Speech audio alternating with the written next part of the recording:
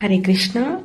యక్షవ కుమారుడు నుగరాజు ఎందుకు ఉసరవెల్లిగా మారారు తెలుసుకుందాము. ఒకరోజు కృష్ణుడి తనయులు ప్రద్యుమ్నుడు, సాంబుడు, యాదవ కుమారులందరూ కలిసి విహారయాత్రకు వెళ్తారు. అక్కడ దాహం వేసి ఒక నూతి దగ్గరికి చూస్తే అక్కడ ఒక ఉసరవెల్లి, కొండంత ఉసరవెల్లి అక్కడ ఉంటుంది. అది చూసి వీళ్ళు ఎలా అయినా దాన్ని కాపాడాలని చెప్పేసి పెద్ద తాడు తెచ్చి దాన్ని కట్టి బయటికి లాగుతారు. అట్లయినా అది బయటికి రాదు.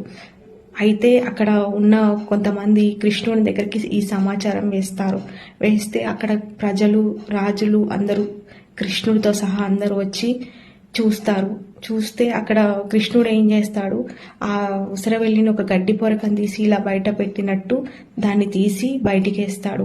అప్పుడు ఆ ఒక తేజవంతమైన కాంతితోని ఒక పురుషునిగా మారుతాడు. అతనే నుగరాజు అన్నమాట. అడుగుతాడు, ఎవరు మీరు అని అడిగితే అప్పుడు కృష్ణ, నీకు తెలియందేముంది, నేనైనా చెప్తాను అని అంటాడు. నేను యక్షవ కుమారుణ్ణి, నేను చాలా దాన ధర్మాలు చేశాను.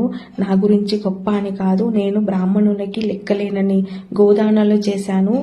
ఇంకా ఆకాశంలో తారను లెక్క పెట్టవచ్చు, కానీ నేను ఇచ్చిన గోవులను లెక్క పెట్టలేము. అన్ని దానాలు చేశాను. నేను భూమి దానం చేశాను, విద్యాదానం చేశాను, కన్యాదానం చేశాను, అనేకమైన దానాలు చేశాను అని అంటాడు.